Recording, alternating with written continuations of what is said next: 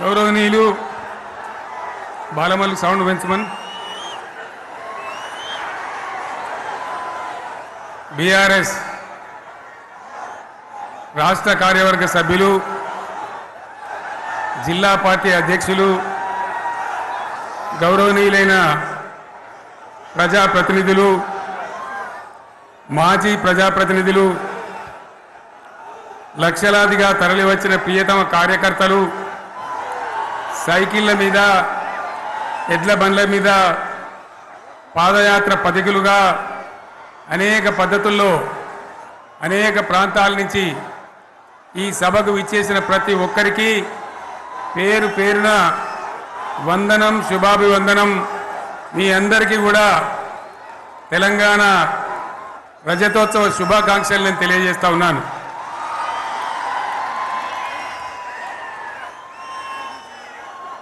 జననీ జన్మభూమిశ్చ స్వర్గాదపి గరీయస్. ఇది శ్రీరామచంద్రుడు లంక మీద యుద్ధం చేసి రావణ సంహారం చేసి అయోధ్యకు తిరిగి రావాలి అనేటువంటి ఆలోచనలో ఉన్నప్పుడు రాముల వారి సోదరుడు లక్ష్మణుని సహా ఆయన వెంట ఉన్న చాలామంది పెద్దలు లంక చాలా సువర్ణమయంగా ఉంది, అద్భుతంగా ఉంది, మనం ఇంకా అయోధ్యకు ఎందుకు ఇక్కడి నుంచే పరిపాలన చేద్దామని అంటారు. దానికి శ్రీరామచంద్రుల వారు ఒప్పుకోలేదు. ఆయన చెప్పిన మాట ఏంటంటే, కన్న తల్లిని జన్మభూమిని మించినటువంటి స్వర్గం ఏది కూడా ఉండదు, కాబట్టి మనం అయోధ్యకే తరలిపోవాలని చెప్పి మళ్ళీ అందరిని తీసుకొని అయోధ్యకు రావడం జరిగింది. అదే స్ఫూర్తితోని చాలా గందరగోళ స్థితిలో ఉన్నటువంటి దిక్కు తోతని స్థితిలో ఉన్నటువంటి ఆత్మహత్యలకు ఆలవాలమైనటువంటి వలసలకు నిలయమైనటువంటి ఒక ఘోరమైన ఆపదలో వలసవాదుల విషకవిగిలిలో చిక్కి నలిగిపోతున్న తెలంగాణ రాష్ట్రాన్ని ఎట్టి పరిస్థితుల్లో విముక్తి చేయాలని, స్వరాష్ట్రం సాధించాలని, జననిని జన్మభూమిని మించిన వేరేది లేదని చెప్పి నేను ఒక్కడిగా బయలుదేరి ఆనాడు తెలంగాణ ఉద్యమానికి శ్రీకారం చుట్టడం జరిగింది. 25 ఏళ్ల క్రితం, దయచేసి మీరు గొడవ బంద్ చేయాలి ఏమనుకోవద్దు, సభలో చాలామంది ఉన్నారు, లక్షల మంది ఉన్నారు, మీరు ఆపాలి ప్లీజ్. ఒకటే మాట బంద్ చేయాలి, గొడవ బంద్ చేయాలి, ప్లీజ్ స్టాప్. సో ఆ విధంగా 25 ఏళ్ల నాడు ఎగిరినటువంటి జెండా ఈ గులాబీ జెండా. చాలామంది బంద్ చేయాలి ఏ బాబు బంద్ చేయాలి బాబు. ఆ రకంగా ఎగిరిన జెండాను ఎందరో అవమానపరిచింది, ఎన్నో మాటలు అన్నారు, ఎగతాళి చేసిండ్రు, అవహేళన చేసిండ్రు, మకలో పుట్టింది ఉబ్బలో పోతుందని చెప్పిండ్రు. కానీ ఈ జెండా మీ అందరి సహకారంతో, అనేక మంది త్యాగాలతోని, వందలాది మంది ప్రాణ బలిదానాలు కూడా చేయడంతో, అనేక ఉద్యమాలతోని యావత్తు తెలంగాణనే ఒక అద్భుతమైనటువంటి ఉద్యమమై ఎగిసిపడి ఒక సమయం ఎట్లా వచ్చింది, ఒక సమయంలో అంటే తెలంగాణ యావత్తు ఒక పక్కన నిల్చొని బరి గీసి బిడ్డ నా తెలంగాణ అక్కడ పెట్టు అని చెప్పి నిలబడ్డటువంటి సందర్భం మనందరం కూడా సృష్టించినాం. తద్వారా మన లక్ష్యం తెలంగాణ రాష్ట్రాన్ని సాధించుకున్నాం. ఆ తదనంతరం ప్రజలు దీవిస్తే 10 సంవత్సరాల పాటు అద్భుతమైనటువంటి దగదగలాడే తెలంగాణ తయారు చేసి అందరూ బిత్తరపోయే విధంగా, ఆశ్చర్యపడే విధంగా బ్రహ్మాండమైన తెలంగాణ నిర్మాణం చేసుకున్నాం. ఆ విధంగా 25 సంవత్సరాల సుదీర్ఘ చరిత్రను ఈరోజు ఈ వరంగల్ గడ్డ మీద మనం జరుపుకుంటా ఉన్నాం. రజతోత్సవ సందర్భంలో జరుపుకుంటా ఉన్నాం. చాలామంది చాలా రకాల ప్రయత్నాలు చేసినారు. ఇక్కడ కూడా ఇప్పుడు కూడా బ్రహ్మాండమైనటువంటి ప్రయత్నాలు చేస్తూ ఉన్నారు. నేను ఒక్కటే మాట చెప్తా ఉన్నా, ఈ గడ్డకు ప్రత్యేకత ఉంది. ఇది రాణి రుద్రమ్మ ఏలిన వీరగడ్డ, సమ్మక్క సారక్కల పోరుగడ్డ, బమ్మెర పోతన కవితా మాధుర్యం పండించినటువంటి జీవగడ్డ. ఈ వరంగల్ నేలకు నేను వందనం చేస్తా ఉన్నాను. మన అమరవీరులకు శిరస్సు వంచి నివాళులు అర్పిస్తా ఉన్నాను. 1969లో మూగబోయిన తెలంగాణ నినాదానికి తిరిగి జీవం పోసింది ఈ గులాబీ జెండా అని మీ అందరికీ నేను మనవి చేస్తా ఉన్నాను. ప్రజలు పరిపాలన అప్పగిస్తే విధ్వంసమైన తెలంగాణను వికాసమ పథంలో నడిపించింది ఈ తెలంగాణ. దానికి కూడా ఈనాడు కరెక్ట్గా 25 ఏళ్ళు నిండుతా ఉన్నాయి. ఆనాడు కొండా లక్ష్మణ్ బాపూజీ గారు ఆశ్రయం ఇస్తే ఏప్రిల్ 27, 2001న జలదృశ్యంలో టీఆర్ఎస్ ఆవిర్భావం తెలంగాణ చరిత్రనే మలుపు తిప్పిన ఒక మహోజ్వల ఘట్టం. పదవుల కోసమో, కులం కోసమో, మతం కోసమో, వ్యక్తుల కోసమో పుట్టలేదు ఈ గులాబీ జెండా. ఇది తెలంగాణ రాష్ట్ర సాధన కోసం పుట్టింది. పదవీ త్యాగాలతోనే మన తెలంగాణ ప్రస్థానం ప్రారంభమయ్యింది. అది ఫలించి మన స్వంత రాష్ట్ర కళ కూడా నెరవేరిందని నేను మనవి చేస్తా ఉన్నా.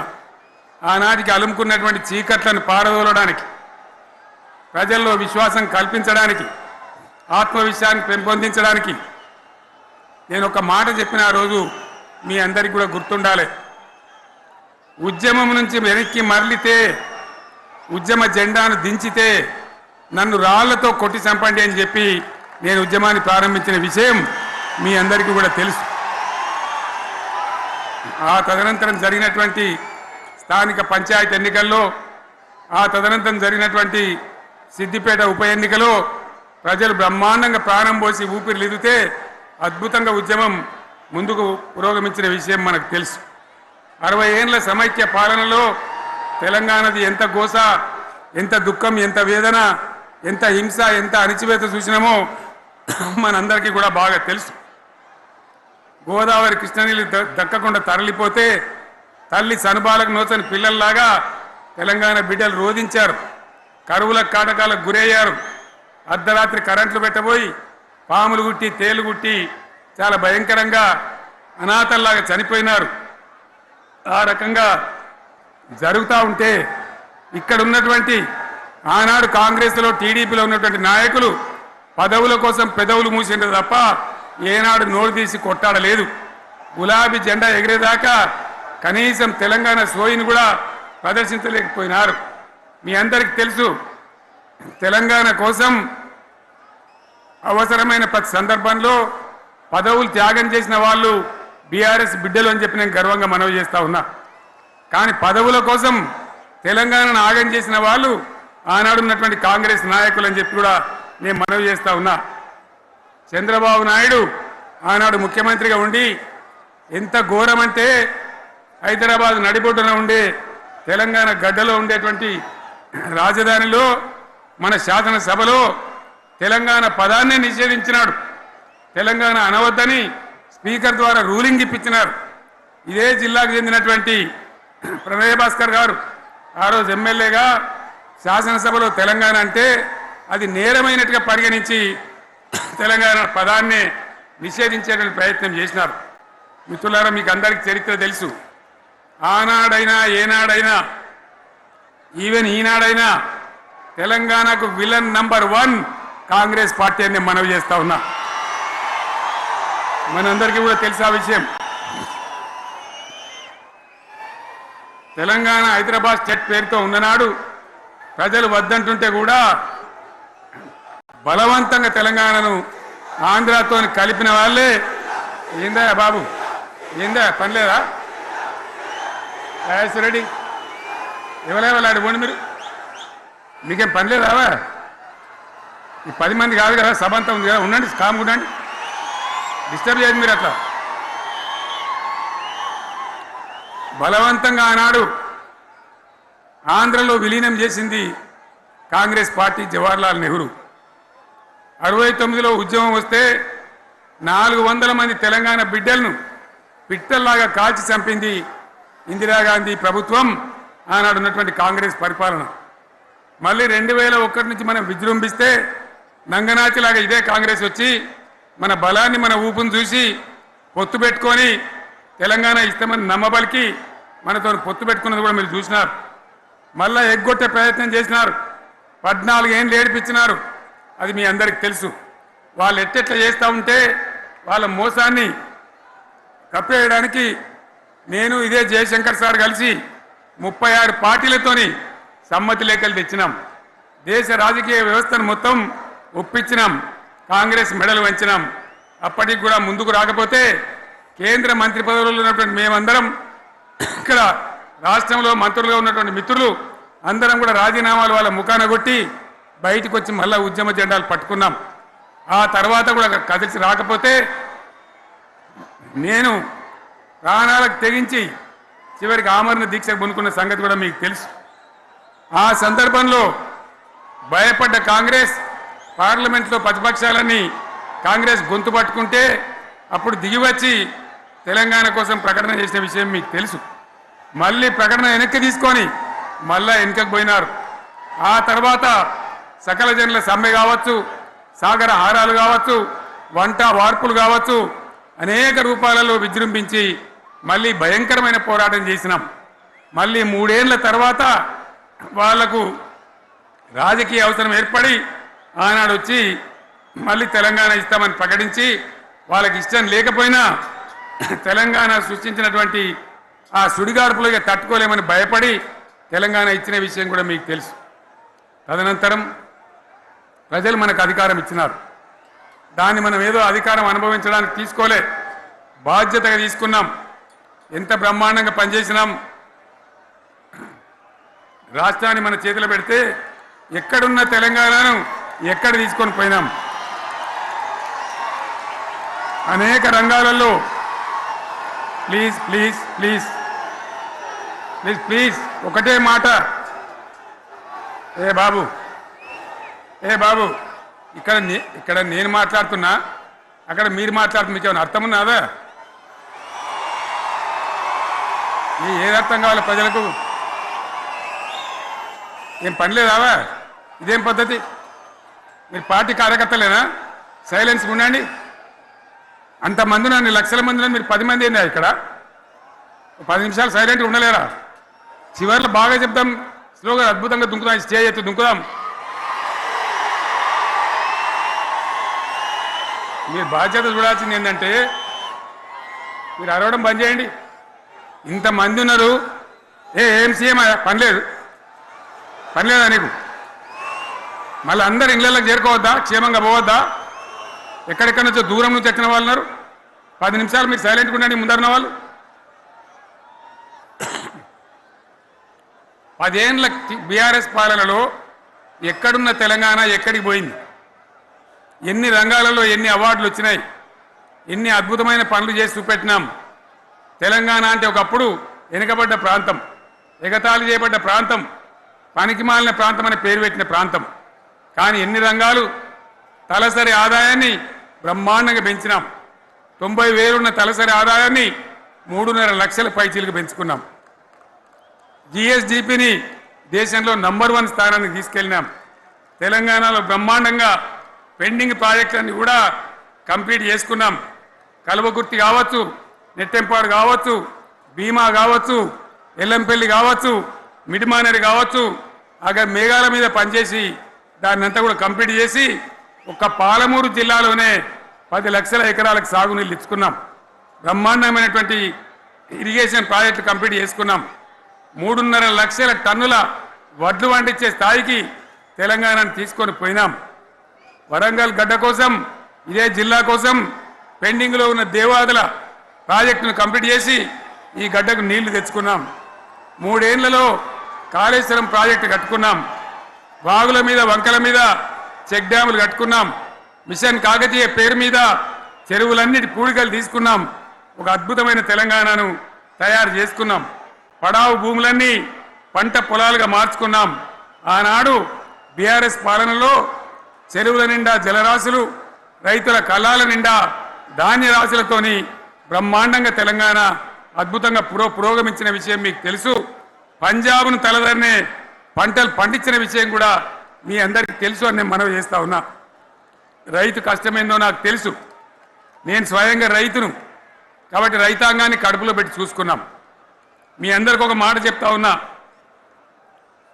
ఈ దేశంలో షేర్షా సూరి అని ఒక రాజు ఉండే. ఆయన కాలంలోనే రెవెన్యూ సంస్కరణలు తెచ్చినారు. నేను చెప్పే మాట మంచి వినాలి మీరు. చరిత్ర పొడుగుతో చూస్తే షేర్షా సూరి నుంచి స్వతంత్ర భారతం వచ్చిన తర్వాత ప్రజాస్వామ్య ప్రభుత్వాలు కూడా రైతుల దగ్గర రకరకాల శిస్తులు వసూలు చేసినారు, రైతుల దగ్గర డబ్బులు వసూలు చేసినారు, తహసీల్ రకాలు వసూలు చేసినారు, నీటి తీరువాలు వసూలు చేసినారు. కానీ రైతును చూడాలని వాడు అందుకోలే. భారతదేశంలోనే ఎక్కడ కూడా లేని స్కీమ్. నన్ను వాళ్ళు అడగలే, ఎలక్షన్లలో చెప్పలే.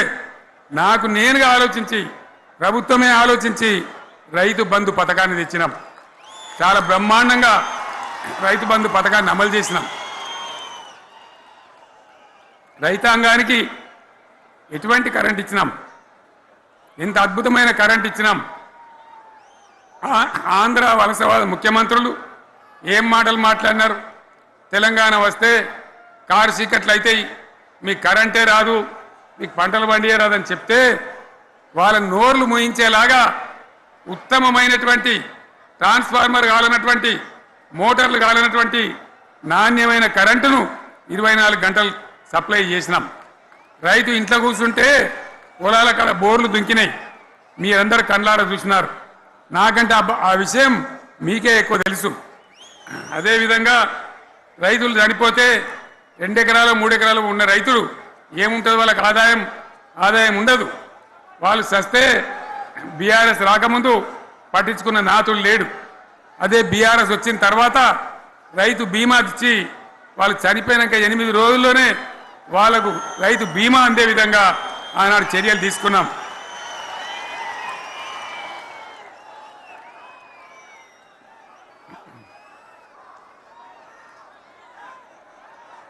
పైసలు ఎంత మంచిగా వచ్చేది, రైతు బంధు డబ్బులు ఏ విధంగా వచ్చేది.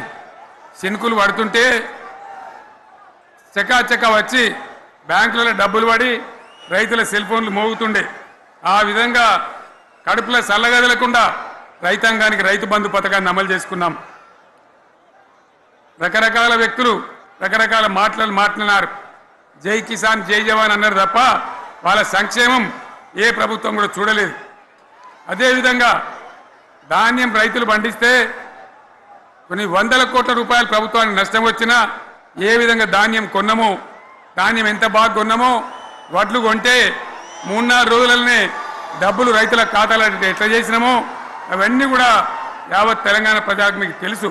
అంతకుముందు మధ్య దళారుల పాలు ఎన్నో రకాల బాధలు, 7,500 కొనుగోలు కేంద్రాలు పెట్టి ధాన్యం ఎట్లా వేసినామో కూడా మీ అందరికీ బాగా తెలుసు. మరి ఇదంతా కూడా బ్రహ్మాండంగా జరిగింది. ఎన్నో పనులు, మిషన్ భగీరథ ఎన్నికల ప్రణాళికలు చెప్పలే, ఓట్ల ప్రచారం అప్పుడు చెప్పలే, గవర్నమెంటే చేసింది. ఇంతింత నల్లబెట్టి ప్రజలకు అందియడం జరిగింది. రైతు బంధు కానీ, రైతు బీమా కానీ, కళ్యాణ లక్ష్మి కానీ, కేసీఆర్ కిట్ కానీ, కంటి వెలుగు లాంటి ప్రోగ్రాం కానీ ఎవరు అడిగిన నన్ను ఎవరు అడగలే. అయినా మా అంతల మేమే మన రాష్ట్రం మన ప్రజలని వాళ్ళని బాగు చేసుకోవాలని చేసినాం. చెరువులలో చేపలు పెంచాలని ఎవరు అడిగిన నన్ను, ఎవరు డిమాండ్ చేసిండ్రు, వాళ్ళకి వృత్తి పని దొరకాలని, మత్స్యకారులను ప్రోత్సహించాలని చెరువులలో చేపలు పెంచినాం. లక్షలాది గొర్రెలను పంపిణీ చేయమని ఎవరు ధర్నా చేయలే, ఎవరు అడగలే. కానీ ప్రభుత్వమే తనంతట తానే బ్రహ్మాండంగా వాళ్ళకు చేయడం జరిగింది. ప్రజల అవసరాలు ఎప్పటికప్పుడు తీర్చినాం. అంతవరకే ఆగలే. పారిశ్రామిక రంగం మీద దృష్టి పెట్టినాం, పెట్టుబడులు ఆకర్షించినాం.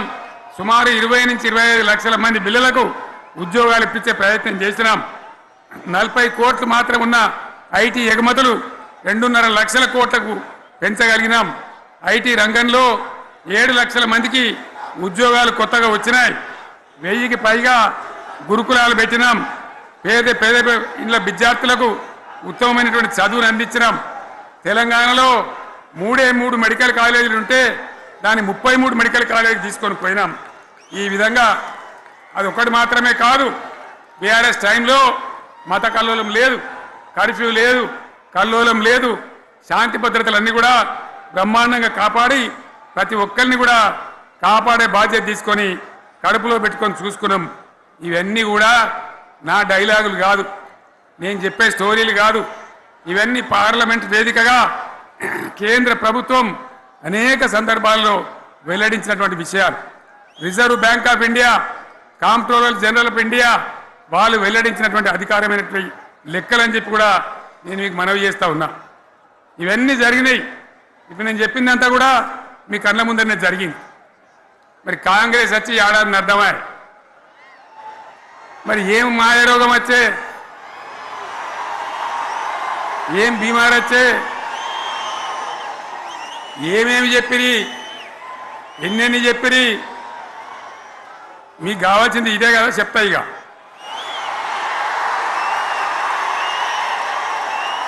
వాళ్ళ కథ చెప్పే ముందు మన కథ కూడా చెప్పాలి కదా.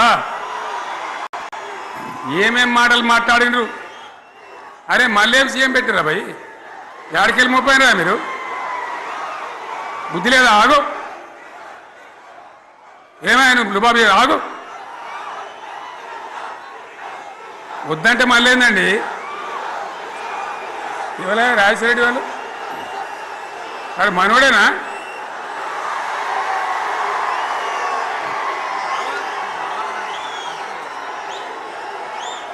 ఎన్ని మాటలు చెప్పిరి, వరుస బట్టి గోల్మాల్ దింపుట్ల కాంగ్రెస్ను మించిన వాళ్ళు లేడు, అబద్ధాలు చెప్పుట్ల కాంగ్రెస్ను మించిన వాళ్ళు లేడు. ఎన్ని చెప్పిరి? ఇక్కడ ఉన్నోళ్ళు జాలరని ఉన్న గాంధీలు, లేని గాంధీలు, డూప్లికేట్ గాంధీలు అంతా ఢిల్లీకి కూడా దిగిరి,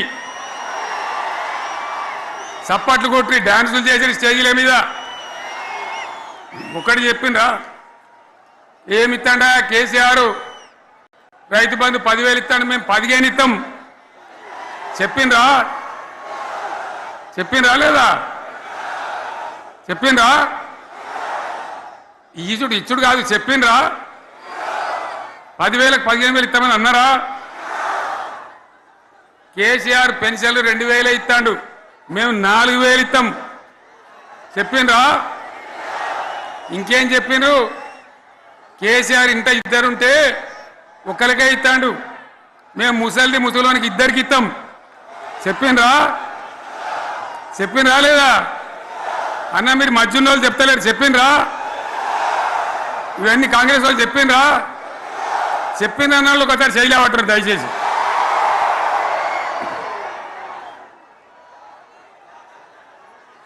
దివ్యాంగులకు కేసీఆర్ 4,000 ఇస్తాడు పెన్షను, మేము 6,000 ఇస్తామని అన్నారా? ఇక చదువుకునే ఆడిపోరగాళ్ళకు స్కూటీలు కొనిస్తామని కొనిచ్చారా? అన్నారైతే అన్నారు కదా. విద్యార్థులకేమో విద్యా కార్డు ఇస్తామని, 5 లక్షల గ్యారంటీ కార్డు, బ్యాంక్ కార్డు ఇస్తామని. ఇట్లా ఎన్ని మాటలు చెప్పారు? ఇక ఉరుకురి ఒకరినికోడు ఉరుకురి 2 లక్షల లోన్ తెచ్చుకొని డిసెంబర్ 9 నాడే కథం, ఒక కలంపోడుతోనే కథం అన్నరా? అన్నరా? మరి చేసిండ్రా? చెయ్యలే. ఇక వడ్లు కొంటే